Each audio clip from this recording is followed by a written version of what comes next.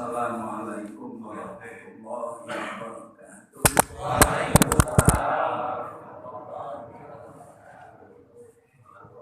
Alhamdulillah wassalatu wassalamu ala Rasulillah wa ala alihi wa ashabihi wa man wala. Bapak Ibu jemaah subuh yang berbahagia, pertama-tama mari kita panjatkan puji dan syukur kehadirat Allah Subhanahu wa Ta'ala. Alhamdulillah kita sehat, bisa bertemu dalam pengajian subuh kita, dan alhamdulillah juga kereta api saya tadi tepat waktu, jadi tidak terlambat dari Jakarta. Ya, jadi habis sampai duduk-duduk sebentar, tapi mau ngopi nggak sempat jadi langsung ke sini. Juga selawat dan salam tidak lupa kita panjatkan kepada junjungan kita Nabi besar Muhammad Sallallahu Alaihi Wasallam yang telah mengajak kita untuk mengikuti petunjuknya agar kita semua mendapat keselamatan di dunia dan di akhirat. Nah, untuk itu tentu kita harus bersungguh-sungguh untuk mengikuti ajaran-ajaran yang disampaikan oleh beliau. Amin ya rabbal alamin. Bapak Ibu sekalian, saya ingin mengajak kita semua pada hari ini melihat beberapa aspek dari ibadah praktis kita. Nah, saya ingin bicara tentang azan, ya, sederhana, yaitu soal azan. Jadi ada beberapa hal praktek dan pengetahuan tentang azan yang perlu kita ketahui bersama. Baik, saya harus ngepet ya, Ibu Bapak sekalian, karena sekarang daya ingatnya sudah banyak menurun. Ya, jadi yang dulu hafal sekarang sudah tidak hafal.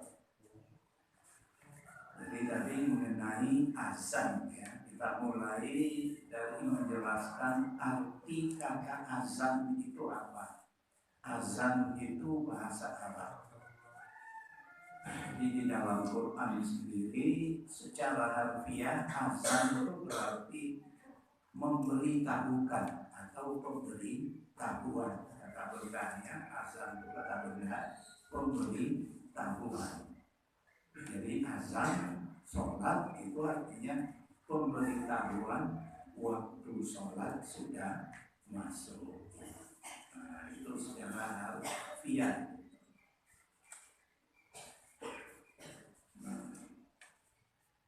Sedangkan menurut istilah itu para ulama menyatakan azan itu adalah ucapan-ucapan tertentu yang diserukan.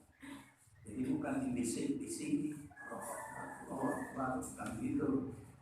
Jadi diserukan, arti diserukan itu diucapkan dengan suara keras dan lantang.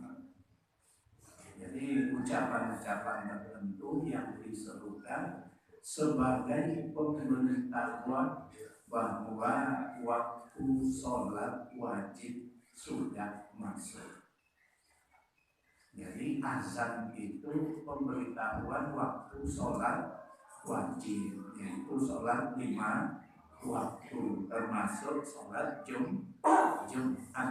Karena Jumat itu bagi laki-laki wajib sebagai pengganti dari zuhur. Kalau ibu-ibu boleh sholat Jumat, tetapi umumnya itu tetap sholat zuhur, tidak ikut sholat Jumat. Tapi sah ibu-ibu kalau ada mau sholat jemaah, dan tidak perlu lagi sholat zuhur seperti laki-laki. Nah, jadi itu. Jadi sholat sunat itu tidak ada azan. Sholat Idul Fitri pakai azan, nah itu malah bid'ah, itu artinya mengerjakan suatu ibadah yang tidak dikerjakan oleh Nabi. Sholat tarawih itu tidak ada azan. Azan di masjid itu untuk sholat isyaknya, sholat tarawihnya tidak pakai azan. Sholat istisqa, sholat minta hujan, ya, sholat gerhana baik bulan maupun matahari, sholat id, berdasarkan semua sholat sunat tidak ada azan dan tidak ada iqomah atau qomah. Jadi azan itu adalah ucapan tertentu yang diserukan untuk memberitahukan masuknya waktu sholat fardu yang 5. Nah, itu pengertian azan. Di dalam Al-Quran dan dalam hadis, azan itu disebut juga nida, ya. Nida'u. Nida itu artinya sama dengan azan. Nida itu artinya seruan. Misalnya dalam surat Al-Jumu'ah tentang seruan untuk sholat Jumat, yaitu idza nudiya lis sholati min yaumil jumu'ati fas'au ila dzikrillahi wa dzarul bai'. Apabila dilakukan seruan, idza nudiya lis sholati untuk mengerjakan sholat Jumat, fas'au ila dzikrillah, maka bersegeralah mengingat Allah. Artinya bersegera untuk sholat Jumat. Wa dzarul bai', dan tinggalkanlah jual beli. Jadi kalau sedang berbisnis, urusan bisnis tinggalkan dulu. Tapi toko ya tidak harus ditutup. Jadi bisa dijaga oleh ibu. Kalau ibunya tidak ke Jumatan, kan kita jarang ibu-ibu ke Jumatan. Nah, jadi itu. Jadi artinya seruan, ya. Ya. Jadi itu yang pertama mengenai pengertian azan. Nah, ibu-ibu boleh azan enggak? Nah, menurut jumhur ulama, kalau khusus jamaahnya perempuan, dia boleh azan. Walaupun ada ulama yang mengatakan perempuan tidak boleh azan karena suara perempuan itu aurat. Tapi ya zaman kita sudah berkembang. Ternyata Aisyah istri Nabi juga azan. Tapi azan untuk jamaah perempuan. Kalau sholat sendiri-sendiri bagaimana? Pakai azan atau tidak? Azan itu hukumnya sunnah, tapi untuk satu kampung itu wajib. Karena azan itu selain dari seruan pemberitahuan waktu sholat, juga syiar agama Islam. Bahkan kalau satu kampung itu sepakat tidak mau azan, kita nggak usah sholatnya, nggak usah pakai azan, ganggu tetangga sekeliling. Nah itu menurut beberapa imam itu ya itu diperangi orang yang menolak azan itu. Jadi seperti itu.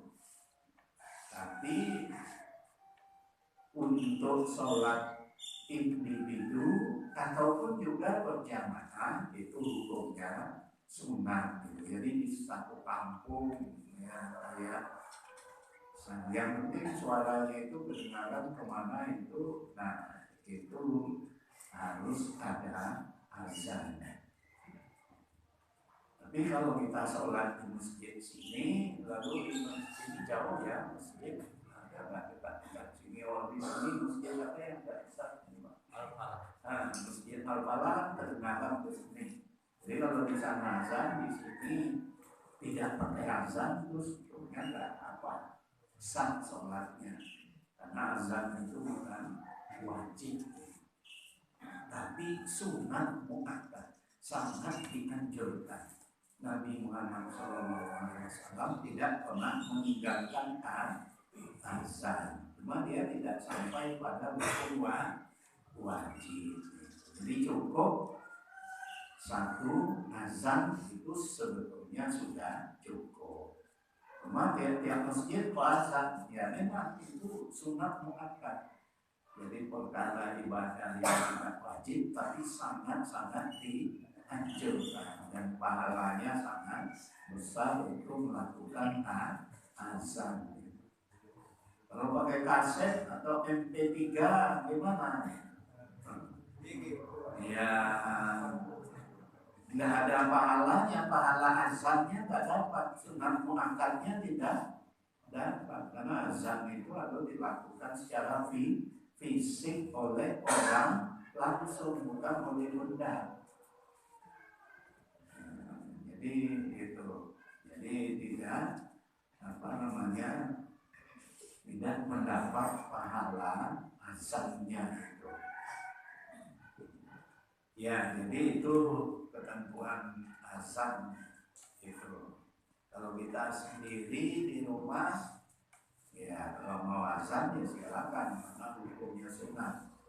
Tetapi umumnya orang tidak azan kalau sendiri, karena azan di masjid sekitarnya sudah mencukupi. Karena itu dari segi ketentuan mengenai hal azan. Kemudian sejak kapan azan itu mulai diwajibkan? Sholat itu diwajibkan pertama kali pada waktu Nabi Isra Mi'raj. Itu masih dalam periode Mekah. Nabi masih di Mekah. Dia Isra Mi'raj ke Baitul Maqdis, dan dari Baitul Maqdis naik ke langit. Nah, pada peristiwa Isra Mi'raj itu beliau mendapat perintah untuk mewajibkan sholat 5 waktu.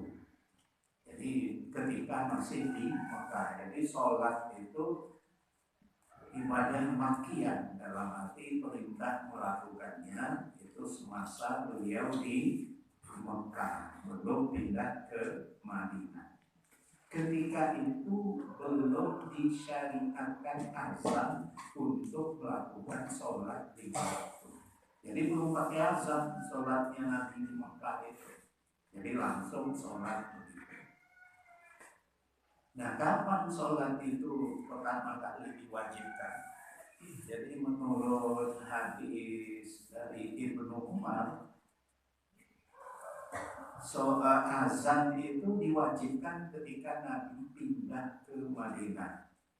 Bahkan Ibnu Rajab mengatakan tahun kedua Hijriah.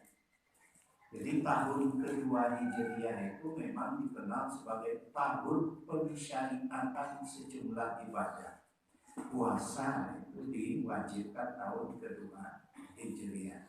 Idul Fitri diwajibkan tahun kedua Hijriah. Idul Adha tahun kedua Hijriah. Zakat tahun kedua Hijriah. Nah, menurut hadis Ibnu Umar ini, dan juga ditegaskan oleh Ibnu Rajab, seorang ulama Bali, ulama terkenal, pensyarah kitab Sahih Bukhari dengan judul Fathul Bari. Jadi Ibnu Rajab ini menulis kitab Fathul Bari, syarah atau penjelasan terhadap hadis-hadis Bukhari. Tetapi tidak tamat. Lalu Ibnu Hajar ingin menyaingi kitab ini.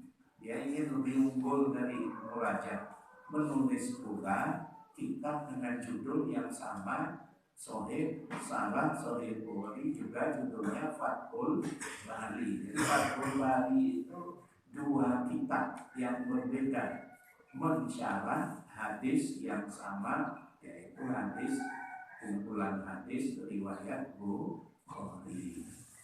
Nah, menurut Ibnu Rajab tadi, azan itu disyariatkan pada bulan ke-16 Nabi di Madinah ketika perubahan kiblat dari Baitul Maqdis ke Ka'bah. Dulu sholat waktu di Mekah, Nabi itu sholatnya tidak menghadap ke Ka'bah, tapi menghadap ke Baitul Maqdis di Al-Quds atau Yerusalem yang diduduki oleh Israel sekarang ini ya. Jadi Masjidil Aqsa ya, itu dulu kesana kiblatnya Nabi. Terus Nabi pindah ke Madinah. Setelah 16 bulan di Madinah, Nabi mengubah kiblatnya, diarahkan ke Mekah. Ya, jadi diarahkan ke Mekah. Kenapa tidak ke Ka'bah ya? Karena Ka'bah itu waktu itu masih penuh dengan patung. Lalu kemudian ketika di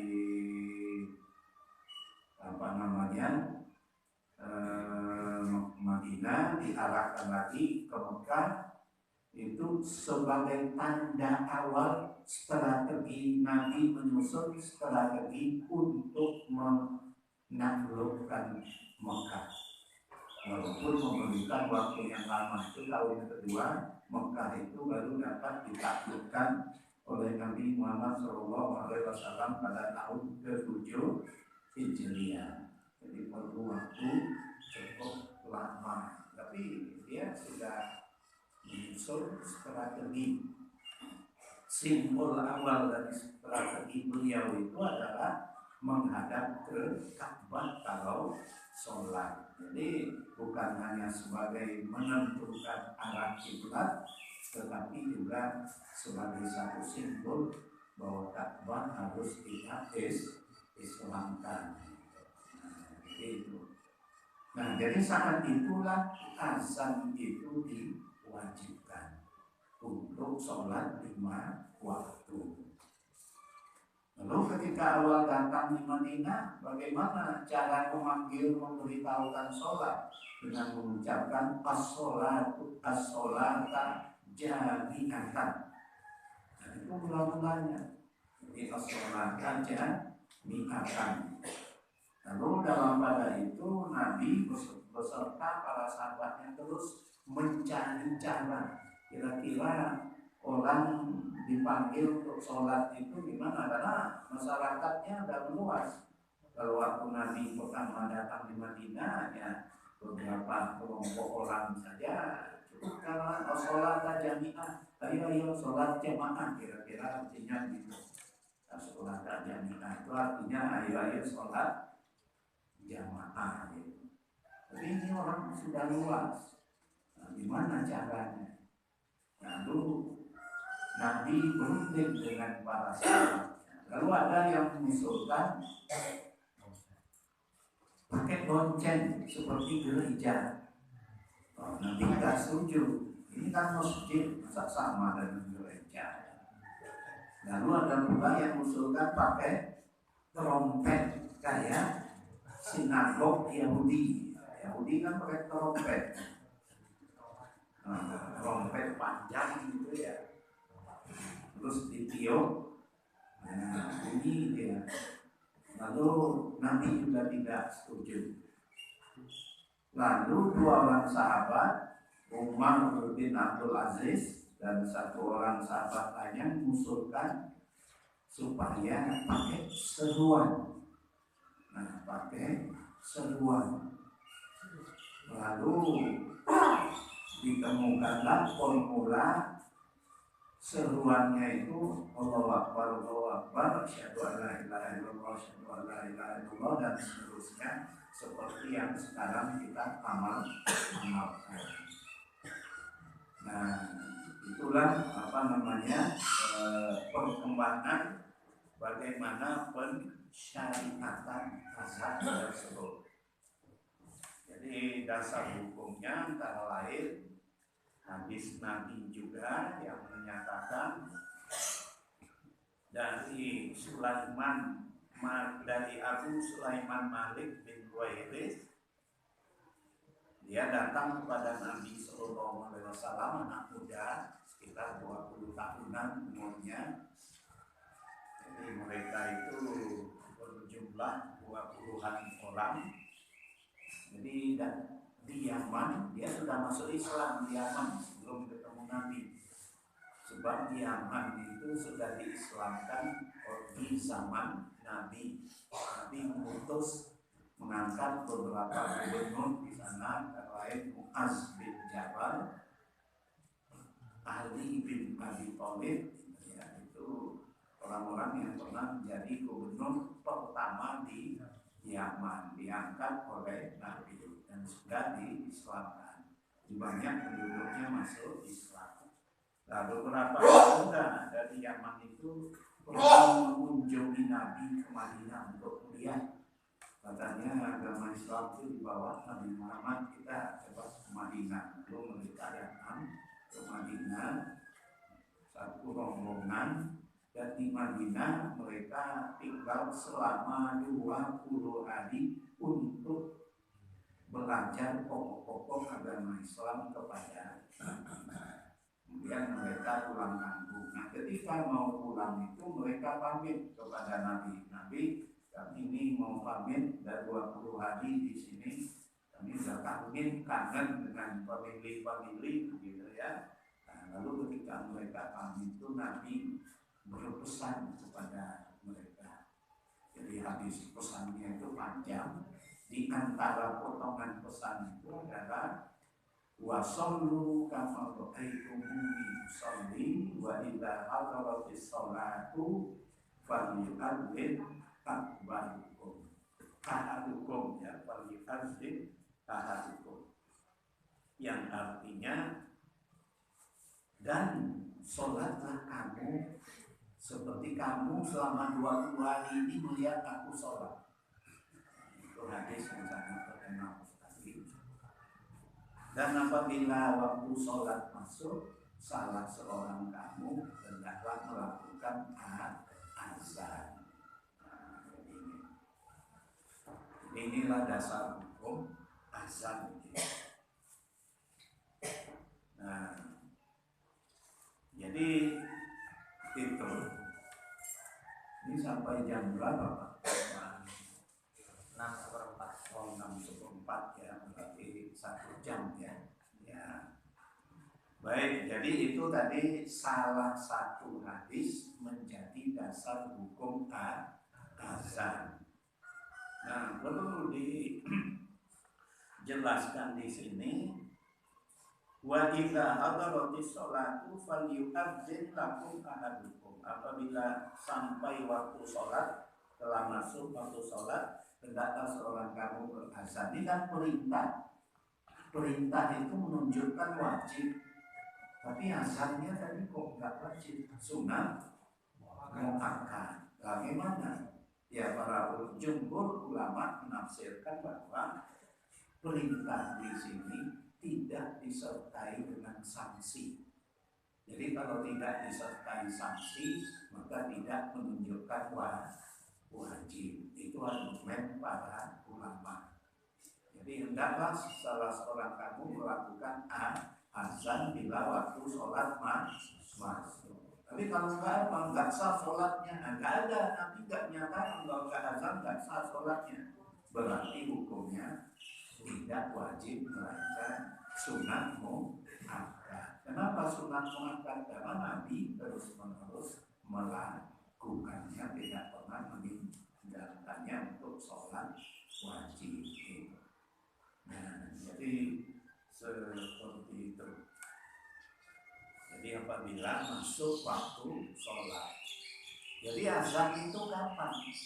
Kalau sudah masuk waktu sholat, tidak boleh sebelum masuk waktu sholat. Jadi azannya itu ya azan yang percuma. Jadi azan yang tidak sah, artinya tidak sah sebagai amal sunat muakkad, sama dengan tidak ada azan. Jadi harus sudah masuk waktu sholat. Kenapa harus sudah masuk waktu sholat? Ya karena Nabi mengatakan wa idza hadaratis sholatu, apabila waktu sholat sudah hadir, artinya sudah tiba, artinya sudah masuk. Jadi dalam ilmu nahwu, iza, kata-kata iza apabila itu keterangan waktu. Zalfun lima yustak baru minas zaman, keterangan waktu dalam mana suatu perbuatan dilakukan. Keterangan waktu untuk melakukan satu perbuatan. Apabila masuk waktu sholat, kita akan melakukan sholat. Hendaklah kamu azan, berarti azan itu dalam waktu sholat yang sudah masuk. Jadi tidak sebelumnya, kecuali azan subuh. Azan subuh itu boleh dua. Satu azan sholat subuh itu sendiri, kemudian ada azan sebelum subuh. Nanti kita jelaskan. Ya, jadi itu mengenai azan. Lafal azan itu juga banyak. Tapi yang umum seperti yang kita biasa praktekkan, yaitu dua kali. Jadi dua kali Allahu Akbar, Allahu Akbar. Kemudian Allahu Akbar, Allahu Akbar lagi, jadi Allahu Akbar itu dua kali, Allahu Akbar yang kedua juga dua kali, terus asyhadu an la ilaha illallahnya dua kali. Jadi semua dua kali. Nah, boleh tanya dulu? Iya, silakan. Assalamualaikum warahmatullahi wabarakatuh. Waalaikumsalam. Bahwa azan itu dilaksanakan setelah kita masuk waktu azan. Iya, waktu sholat. Di tempat saya di kampung itu, azan itu bukan pada waktu mau sholat, tapi kalau sore dan asar itu dilakukan sekitar jam 4. Itu dengan tujuan memberitahu orang lain pada di sawah itu bahwa itu waktunya aku pulang. Dia manggil orang pulang dengan azan. Ya, azan itu yang boleh diucapkan saja, tapi itu bukan ibadah, itu ya, bukan ibadah. Karena azan yang ibadah itu adalah azan penanda masuknya waktu sholat dan diucapkan sebelum sholat ketika waktunya sudah masuk. Jadi azan tadi ya boleh-boleh saja, tapi itu bukan ibadah. Daripada mengak-mengok manggil orang di sawah ya pakai azan aja, apa bagus juga, cuma itu bukan ibadah. Jadi bukan ibadah, apalagi ibadah tanda masuk waktu sholat gitu, ya. Sama dengan di zaman Utsman bin Affan. Nah, ini sekaligus saja. Utsman bin Affan itu seperti Bapak tadi menambahkan lagi azan, tetapi di tempat namanya As-Saurah di pasar pada hari Jumat. Seperti di beberapa masjid kita lihat tuh azannya 2 kali, itu warisan. Ya, Bapak Ibu kalau sudah ada, ini bapaknya sudah ada, Ibu mungkin sebentar lagi silakan sambil minum, tidak terlarang. Ya, monggo santai ya. Ya. Tapi ada juga di pemakaman.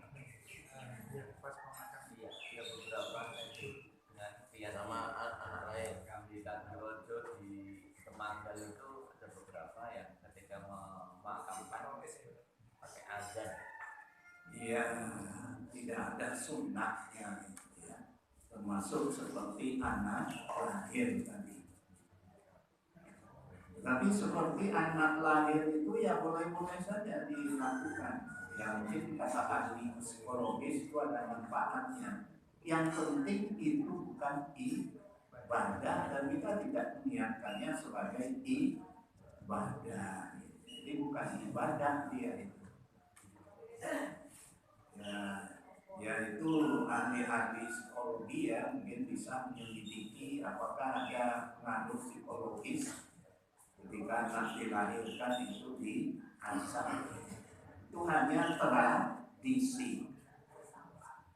Jadi itu tradisi, tapi bukan sebuah ibadah yang disyariatkan.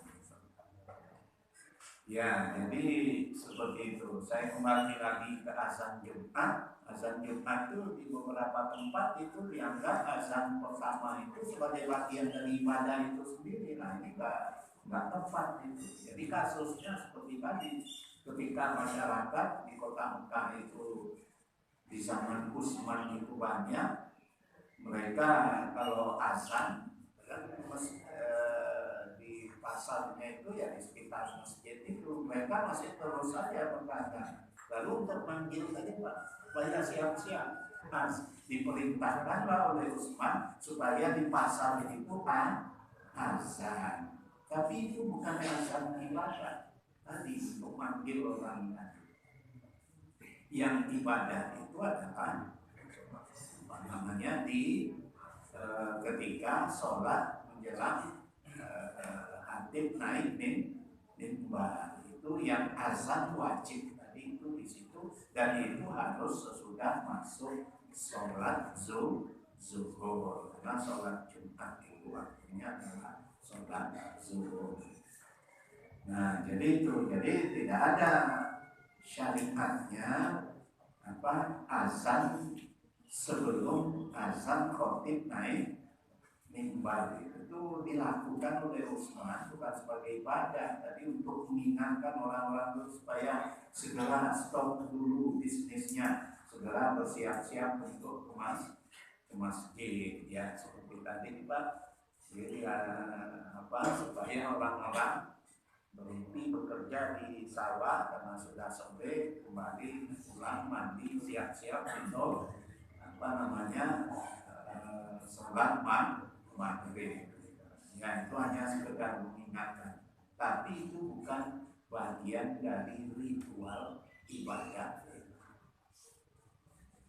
Ya baik, kita melanjutkan beberapa hal yang penting ya. Ya. Kalau lafaz tadi kan yang sudah lazim seperti ini, terus ada gerak-gerakan kalau mungkin yang kita lihat kalau di sini kan biar suaranya sampai gitu ya. Kalau ini kalau di medsos itu Pak, kalau azza itu kan gerakannya beda Pak. Nah itu seperti apa Pak? Ya kalau memasukkan jari ke telinga itu ada hadisnya. Itu termasuk beberapa bagian sunnah daripada azan. Bentar saya cari dulu, ada di sini ya. Jadi beberapa sunnah azan itu hal-hal yang disunahkan dalam azan itu. Jadi salah satu diantaranya adalah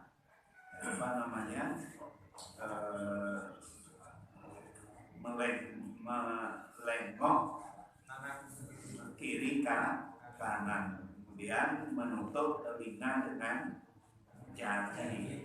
Ya itu ya dilakukan begitu diberi petunjuk oleh Nabi Muhammad Sallallahu Alaihi Wasallam. Ya saya lupa walaupun saya sendiri yang menulisnya ini tapi lupa di mana tempatnya. Nah ini lafal dan cara azan kita ya cari dulu. Ini waktu azan tadi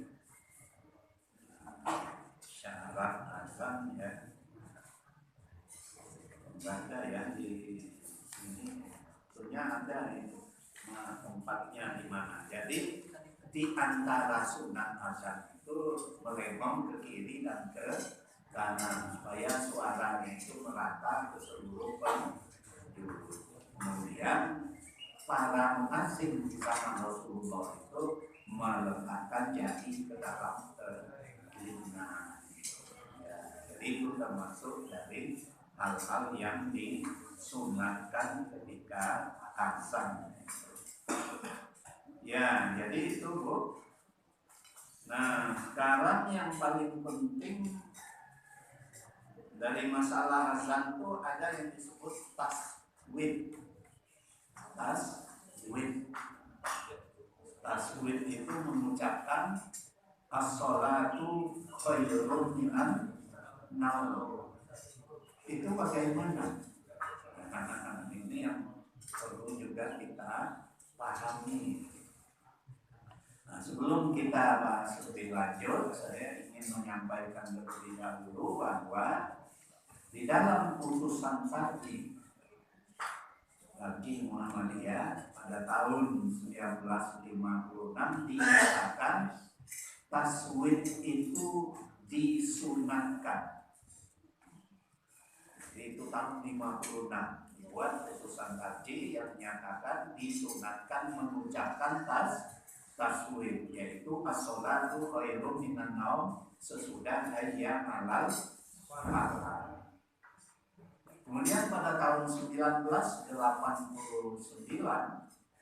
saya sudah di majelis Faqih, tapi saya tidak ikut dalam seminar itu karena saya masih di Belanda waktu itu sekolah. Jadi tahun 1989 itu diputuskan bahwa taswib itu disunatkan hanya pada bukan hanya disunatkan pada azan sebelum subuh, azan pertama. Azan pertama itu juga disunatkan, ada hadisnya.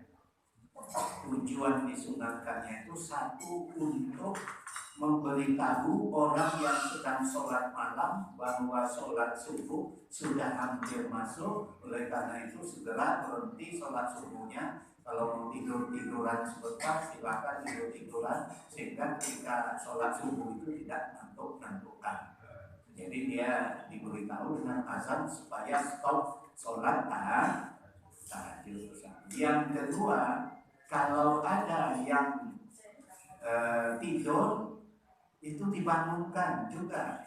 Yang tidak sholat tahajud dibangunkan supaya siap-siap sholat subuh. Kemudian kalau ada yang mau puasa juga dibangunkan siap-siap kalau mau sahur. Jadi itulah hikmah atau tujuan disyariatkannya azan menjelang subuh. Nah, di saat itu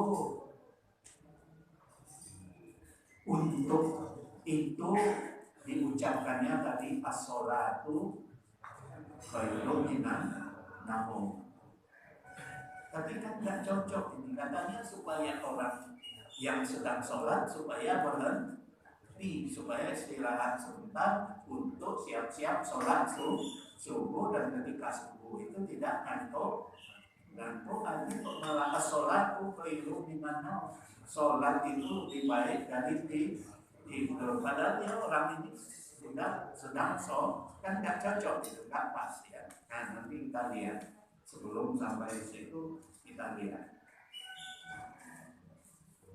Kemudian putusan Tarjih tahun 1989 itu menyatakan untuk sholat fajar, azan subuh, azan fajar masih perlu dikaji lagi apakah kata sholatu khairun minan naum itu masyhur atau tidak. Nah, jadi itu putusan, jadi belum putus. Tapi majelis Faqihnya sampai sekarang nggak ngaji-ngaji coba kan. Pemerintah kan karena sibuk dengan yang lain, bikin air, bikin tanah, bikin lingkungan, bikin bencana, itu sibuk dengan itu, ya, terlupakan ini. Nanti saya ingatkan lagi majelis tajiknya itu supaya dilihat lagi. Nah, bagaimana pendapat para ulama tentang ini? Jadi ada 3 pendapat. Satu menyatakan bahwa as-sholatu khairum minan naum itu masyruh. Tentang ini ada lagi sub-sub pendapat. Pendapat pertama seperti tadi, masyruh pada azan pertama, tidak masyruh pada azan kedua. Pendapat kedua sebaliknya, masyruh pada azan kedua, tidak masyruh pada azan pertama. Pendapat ketiga menyatakan bahwa masyruh pada kedua-duanya, azan pertama, azan kedua itu pakai as-sholatu khairum minan naum. Nah itu yang pertama. Jadi pendapat pertama masyruh, cuma beda-beda azan pertama, azan kedua, kedua-duanya. Pendapat kedua menyatakan bahwa as-sholatu khairum minan naum itu memang masyruh juga, tapi bukan di dalam azan itu sendiri, sesudah azan sebelum qomat. Itu pendapat Imam Abu Hanifah. Jadi mazhab Hanafi as-sholatu khairum minan naum itu bukan dalam azan itu sendiri, tetapi sesudah azan sebelum qomat. Nah ini kita tak pernah lihat di sini ya. Kalau yang tadi as-sholatu khairum minan naum itu di mana-mana. Sini ya, pakai as-sholatu khairum minan naum. Tapi cuma satu aja. Di sini cuma satu. Oh iya, tapi kan pakai as-sholatu khairum minan naum ya. Ya itu pendapat ketiga, tidak masyruh baik pada azan pertama maupun azan kedua. Itu pendapat Imam Asy-Syafi'i dalam kitab Al-Um. Dia menyatakan saya tidak senang penambahan lafal as-sholatu khairum minan naum di dalam azan apapun. Jadi azan pertama, azan kedua itu menurut Imam Syafi'i itu nggak sah. Jadi ada 3 pendapat, ada yang sah, ada yang tidak sah. Waktunya hampir habis ya. Ya kalau nggak selesai nanti kita sambung beberapa bulan lagi. Jadi dalilnya untuk azan itu ada 3. Satu, hadis Abu Manzurah. Abu Manzurah itu muazzin yang diangkat oleh Rasulullah di Masjidil Haram ketika Nabi menaklukkan kota Mekah. Pada tahun 7 Hijriah Nabi menaklukkan kota Mekah tanpa perlawanan dari orang-orang Mekah. Lalu kemudian Nabi mengangkat muazzin di Masjidil Haram, namanya Abu Manzurah. Nah dari Abu Manzurah itu diriwayatkan hadis bahwa Rasulullah mengajarkan azan kepada beliau, dan di dalam ajaran Rasulullah itu riwayat itu ada kata-kata as-sholatu khairum minan naum sesudah ayat al-falah. Tetapi riwayat Abu Manzurah ini ada 2 hadis yang sama, tapi yang satunya tidak ada as-sholatu khairum minan naum. Tidak ada. Ya, jadi tidak ada as-sholatu khairum minan naumnya. Nah itu satu. Lalu yang mana yang benar? Setelah dipelajari sanad hadis itu, ternyata yang ada as-sholatu khairum minan naumnya itu ternyata sanadnya mungkin yang sahih itu yang tidak ada as-sholatu khairum minan naum. Nah, jadi yang sahih itu tidak ada as-sholatu khairum minan naumnya. Yang kedua itu hadis Ibnu Musayyab dari Bilal bin Abi Rabah. Jadi dari Ibnu Musayyab, Sa'id bin Musayyab dari Bilal menyatakan suatu ketika Bilal ini datang ke rumah Nabi. Nabi itu rumahnya berdampingan di masjid. Mau ngetok-ngetok pintu Nabi, beritahu ketok-ketok itu diberitahu oleh keluarga Nabi Aisyah. Itu Nabi lagi sedang tertidur ini. Terus si Bilal ini teriak, "As-sholatu khairum minan naum." Iya. Terus nggak bangun juga Nabi, dia pergi. Terus oleh Aisyah Nabi dibangunkan ada waktu sholat subuh, ya, Nabi bangun datang ke masjid. Lalu sejak peristiwa itu ditambahkan kepada azan tersebut. Tapi apakah hadis ini sahih? Secara sanadnya itu sahih, tetapi terputus. Kenapa? Karena Sa'id bin Musayyab ini nggak pernah ketemu dengan Bilal itu. Syarat hadis itu sahih itu dia harus zaman. Ini Bilal sudah meninggal, dia masih kecil. Jadi nggak ketemu. Bahkan Bilal itu begitu Nabi wafat, Bilal itu minta izin kepada Abu Bakar, saya mau ke Syam, ke Palestina. Lalu kata Abu Bakar, nggak usah, kamu kan tugas azan di sini. Lalu nggak jadi.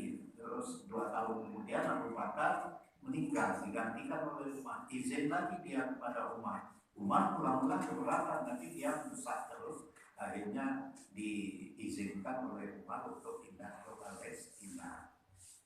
Nah itu tahun 15 Hijriah. Sementara si Sa'id ini lahirnya tahun 12, jadi dia masih bayi gitu ya, masih balita. Jadi nggak mungkin dia ketemu dengan Bilal gitu. Jadi oleh karena itu para ulama perhatikan bahwa hadis ini terputus sanadnya, karena itu tidak bisa diterima sebagai hujjah. Dan riwayat-riwayat lain menyatakan bahwa ini sebetulnya munculnya as-sholatu khairum minan naum itu sesudah pada zaman sahabat, artinya ditambahkan dia. Yang ketiga, kalau lewat 5 menit nggak apa-apa ya. Karena tadi mulainya sudah lama terlewatkan juga. Maka tadi saya lihat jamnya sampai 5:30 tadi. Yang ketiga hadis Anas. Hadis Anas itu menyatakan minas sunnati, termasuk sunnah adalah mengucapkan as-sholatu khairum minan naum pada azan subuh. Ini ucapan Anas, artinya kaul sahabat, bukan ucapan Nabi. Apakah ini bisa dijadikan hujjah? Nah ini para ulama berbeda pendapat. Ada yang mengatakan tapi saya itu pernyataan sahabat, bukan pernyataan Nabi. Kalau soal ibadah ini harus pernyataan atau perbuatan Nabi. Ini pernyataan sahabat. Walaupun ulama lain mengatakan pernyataan minas sunnah itu menunjukkan ucapan Anas ini adalah hadis. Jadi karena Anas menyatakan minas sunnah termasuk hadis, jadi ada perbedaan pendapat. Lalu saya sendiri punya pendapat satu, di dalam hadis yang diajarkan kepada Bilal pada tahun kedua Hijriah tadi, Nabi tidak mengajarkan as-sholatu khairum minan naum, ini tidak ada. Kedua, dalam hadis Abu Manzurah ketika diajarkan oleh Nabi dan diangkat sebagai muazzin, ada 2 hadis, satu pakai as-sholatu khairum minan naum, satu tidak. Yang pakai ini tidak sahih karena itu tidak bisa dipegangi. Yang tidak pakai as-sholatu khairum minan naum itu inilah yang sahih, dan dia sama dengan hadis Bilal. Jadi dengan azan Bilal tanpa as-sholatu khairum minan. Yang ketiga, ada hadis Nabi yang menerangkan apabila muazzin mengucapkan Allahu Akbar dan seterusnya, maka ucapkanlah seperti yang diucapkan oleh muazzin. Jadi kita mendengar muazzin Allahu Akbar, kita mengucapkan Allahu Akbar, asyhadu an la ilaha illallah, kita mengucapkan asyhadu an la ilaha illallah. Muazzin mengucapkan asyhadu anna Muhammadar Rasulullah, kita mengucapkan asyhadu anna Muhammadar Rasulullah. Ayat Rasulullah yang salah kita mengucapkan la haula wala quwwata illa billah. Tidak ada dalam hadis itu apabila muazzin mengucapkan as-sholatu khairum minan naum, ucapkanlah as-sholatu khairum minan naum. Enggak ada.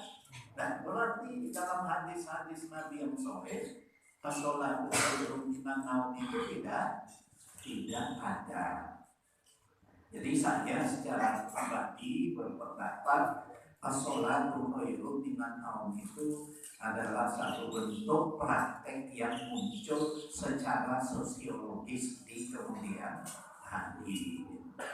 Jadi banyak ibadah itu yang secara sosiologis muncul di kemudian hari. Contohnya yang lain, sholat tarawih 20, 36, 41, 47, itu semuanya muncul secara sosiologis di kemudian hari. Termasuk kunut subuh. Nabi memang melakukan kunut subuh, tapi ketika 36 orang sahabatnya terkunut, sudah digodok, dilatih 4 tahun lamanya, dikirim oleh Nabi ke daerah-daerah, satu rombongan lalu mati terbunuh, lalu Nabi kunut subuh atas musibah itu. Nah, kemudian 1 bulan lalu dihentikan. Sejak dihentikan itu Nabi tidak pernah lagi kunut. Terus kunut itu muncul kemudian kapan? Waktu perang sipil. Karena ini masing-masing pihak menganggap perang itu musibah. Lalu masing-masing kelompok ini saling mendoakan untuk kemenangannya dan mengalahkan musuhnya. Nah, sejak itu kunut itu berkembang terus hingga sekarang. Jadi inilah bahwa beberapa bentuk ibadah itu muncul secara sosiologis. Dan saya yakin tadi as-sholatu khairum minan naum itu adalah ucapan yang praktek ibadah yang muncul kemudian. Nah, itu. Jadi saya secara pribadi menganjurkan ya supaya kita sesuai dengan hadis Bilal, sesuai dengan hadis Abu Mahzuro yang sahih, dan sesuai dengan hadis jawaban ucapan muazzin yang tidak mengandung as-sholatu khairum minan naum. Jadi kurang lebih begitu karena sudah lewat 5 menit. Jadi nggak ada lagi pertanyaan ya. Oh ya masih ya, silakan. Assalamualaikum warahmatullahi wabarakatuh. Ya baik. Terkait azan yang dilakukan sebelum sholat subuh, Pak. Ya. Apakah ini tidak menimbulkan potensi kebingungan jika itu dilakukan di bulan Ramadan? Iya. Kebingungan maksudnya? Orang sebagai penanda bahwa itu sudah tidak boleh melakukan sahur. Oh, itu kalau azan fajar. Ya, terus? Apakah dibedakan yang sebelum dan sudah masuk sholat itu saja?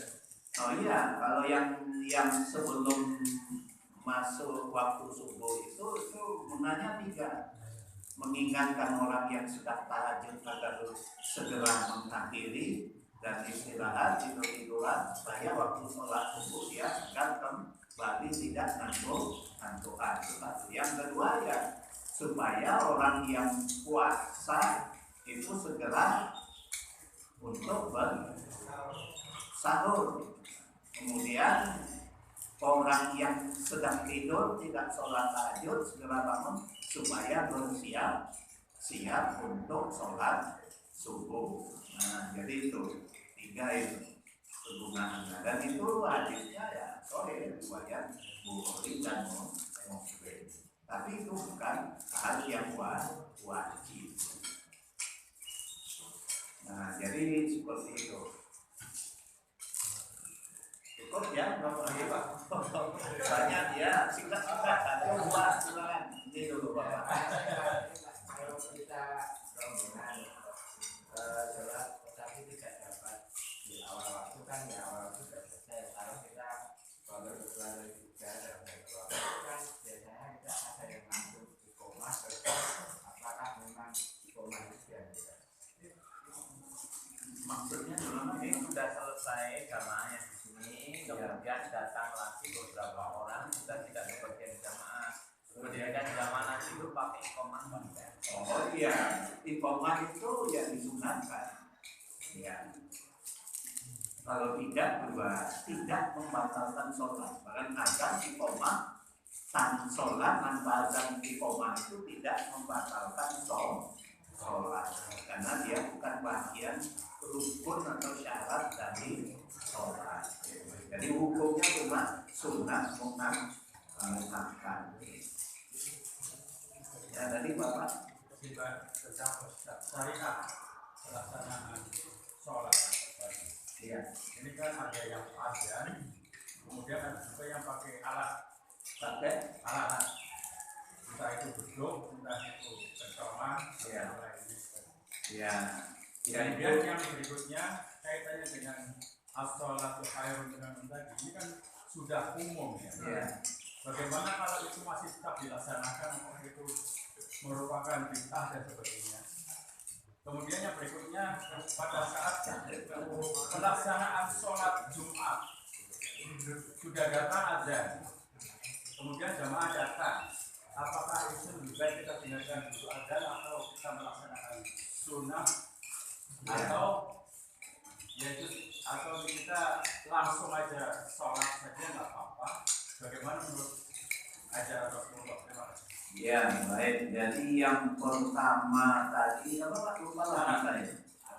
Alat, jadi nggak ada tapi ada alat dulu kan di kampung. Oh iya kayak beduk tadi. Ya memang itu di lingkungan Muhammadiyah khususnya kontroversial, ada yang menganggap itu bid'ah. Kalau menurut saya itu bid'ah, tidak bid'ah, itu hanya tanda saja. Seperti kita kalau dulu pakai beduk, sekarang pakai jam, itu kan tanda juga, oh sudah masuk waktu sholat. Kalau dipukul beduk, oh sudah masuk waktu sholat. Jadi itu tanda. Jadi agama yang menciptakan budaya agama. Jadi kalau menurut saya itu bukan bid'ah. Jadi dia bukan bagian dari ibadah itu sendiri. Ya hanya untuk tadi seperti Bapak tadi mengingatkan orang bahwa akan segera masuk waktu. Kemudian yang As-sholatu khairun minan naum. itu ya kalau menurut saya harus disosialisasikan, karena memang ada hadis yang ya orang baca saja hadis tapi tidak diselidiki secara mendalam. Termasuk putusan tarjih itu ya masih masyhur itu, walaupun putusan kedua masih perlu dikaji kembali, tapi sekarang juga nggak dikaji. Ya jadi begitu Pak. Yang ketiga masih Masalah sholat sunnah pada saat azan. oh iya ya kita mempertemukan antara Izada bola ahad umul masjidah fal yamkah sholat. Apabila seorang kamu masuk masjid, hendaklah dia sholat. Jadi begitu masuk masjid, sholat. Yang kedua dari Iza sami tumun nida, apabila kamu mendengar azan, tirukanlah atau ucapkanlah seperti yang diucapkan oleh muazzin. Ini kan ada pengaruh di satu pihak kita masuk di satu pihak kalau mendengar azan diucapkan, lalu mana yang kita dahulukan? Nah ini namanya dijamak. Kedua-duanya diamalkan. Bagaimana kedua-duanya diamalkan? Ya kita tunggu dulu, kemudian baru sholat. Nah, jadi mengamalkan dua. Sebab kalau kita langsung sholat, kita tidak mengamalkan hadis pertama. Nah, jadi gitu. Ya, kalau kita duduk dulu tidak mengamalkan hadis. Hendak apabila seorang kamu masuk masjid, jangan langsung duduk, tapi sholat dulu. Saya ke masjid ibadah. Nah, jadi itu namanya jamak. Jadi hasil penjamaannya adalah ya apa namanya, bukan dulu, kemudian baru sholat. Jadi tidak duduk. Kenapa tidak duduk? Kalau duduk berarti melanggar hadis itu tadi. Ya begitulah saya bilang. Terima kasih. Ya, saya akhiri. Walhamdulillahirobbilalamin. Wassalamualaikum warahmatullahi wabarakatuh.